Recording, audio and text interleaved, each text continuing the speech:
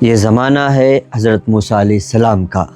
زمین خشک ہو چکی تھی، کھیتیاں جل گئی تھی، آسمان بادلوں سے خالی تھے۔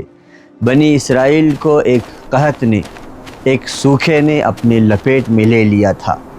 بچے رو رہے تھے، جانور پیاسے تڑپ رہے تھے، بوڑھے اپنی لاٹھیوں کے سہارے آسمان کی طرف امید کی نظر سے دیکھ رہے تھے۔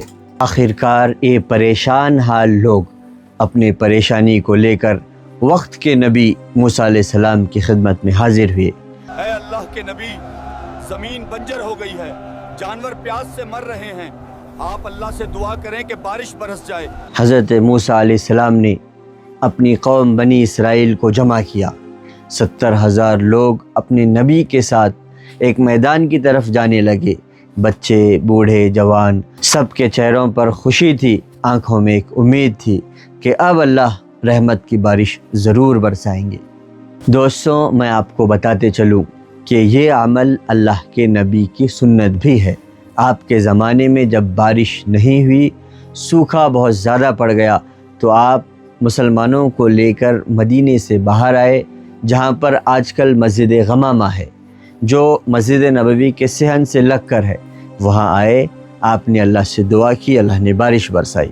تو موسیٰ علیہ السلام اپنی قوم کے ساتھ اس میدان میں پہنچے۔ آپ نے اللہ کی بارگاہ میں ہاتھ اٹھائے، اللہ سے دعا کی، اے اللہ، ان پیاسے بچوں کے طفیل، ان نیک بوڑھوں کے صدقے میں اور ان بے زبان جانوروں کے لیے اپنی رحمت کی بارش برسا دے۔ سارے لوگوں کی نگاہیں آسمان کی طرف اٹھی ہوئی ہیں، سب امید کی نظروں سے دیکھ رہے ہیں کہ اب بادل آئے گا، تب بادل آئے گا، تھوڑا سا سکون مل جائے گا۔ لیکن یہ کیا ہوا؟ بادل آنے کی بجائے آسمان اور زیادہ روشن اور صاف ہو گیا، دھوپ اور زیادہ سخت ہو گئی۔ لوگ پریشان حال ایک دوسرے کی طرف دیکھنے لگے۔ موسیٰ علیہ السلام نے آسمان کی طرف نگاہیں اٹھائی، آپ کے آنکھوں سے آنسو جاری ہیں، کہنے لگے، اللہ، اگر آپ کی بارگاہ میں میری عزت، میرا مرتبہ کم ہو گیا ہو تو آپ نبی آخر الزماں کے صدقے طفیل میں بارش برسا دیں۔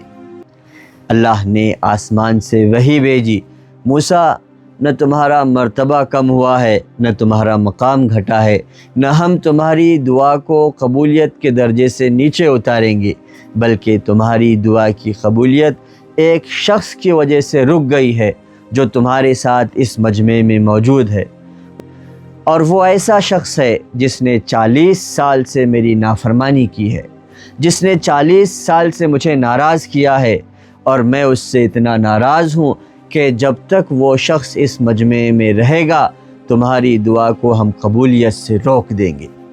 موسیٰ علیہ السلام کھڑے ہوئے، آپ نے اعلان کیا، اللہ نے دعا کی قبولیت کو روک دیا ہے، اور اس کی وجہ ایک شخص ہے جو ہم میں موجود ہے۔ وہ شخص جب تک اس مجمع میں رہے گا، اللہ کا فرمان ہے، اللہ ہماری دعا کو قبول نہیں کریں گے۔ اور وہ شخص وہ ہے جس نے 40 سال سے اپنے رب کو ناراض کیا ہے، 40 سال سے اپنے رب کی نافرمانی کر رہا ہے۔ ساری قوم حیران پریشان ایک دوسرے کے چہروں کو دیکھنے لگی کہ ارے کون ہے وہ شخص جس کی وجہ سے اللہ نے نبی کی دعا کو قبولیت سے روک دیا؟ سب پریشان حال ہیں۔ ایسے میں ایک شخص جو 40 سال سے اپنے رب کی نافرمانی کر رہا تھا، اس کے دل کو ندامت نے، شرمندگی نے گھیر لیا۔ سوچنے لگا، کیا میں اتنا برا ہو گیا ہوں کہ اللہ نے میری وجہ سے وقت کے نبی کی دعا کی قبولیت کو روک دیا؟ شرمندہ ہوا، پشیماں ہوا، آنکھوں سے آنسو بہنے لگے۔ شرمندگی سے اللہ کے حضور کہنے لگا، اے میرے رب، میں نے 40 سال تک تیری نافرمانی کی اور تو نے مجھے مہلت دی۔ آج میں توبہ کرتے ہوئے تیرے پاس آ رہا ہوں، میری توبہ کو قبول کر لے۔ اس کی توبہ سے، اس کی شرمندگی سے رب رحیم کی رحمت جوش میں آ گئی۔ اس کے ہاتھ نیچے نہیں ہوئے تھے کہ آسمان میں بادل جمع ہونا شروع ہو گئے اور اللہ کی رحمت برسنے لگی۔ موسیٰ علیہ السلام حیرانی سے آسمان کی طرف دیکھتے ہوئے بولے، اے رب کریم، مجمع میں سے ابھی تک کوئی نہیں نکلا، اور یہ بارش کیسی؟ تو اللہ نے کہا موسیٰ جس کی وجہ سے ہم نے بارش روکی تھی اسی کی وجہ سے بارش ہو رہی ہے۔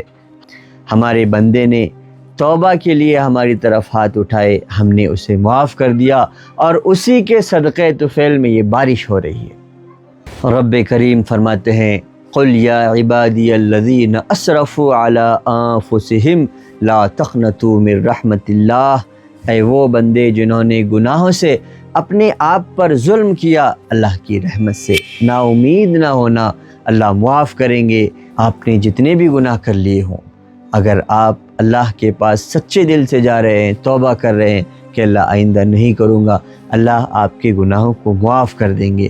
آج ہی توبہ کے لیے ہاتھ اٹھائیں، اپنے رب سے صلح کر لیں، معافی مانگ لیں، پتہ نہیں کل کا دن آپ کی زندگی میں ہو نہ ہو۔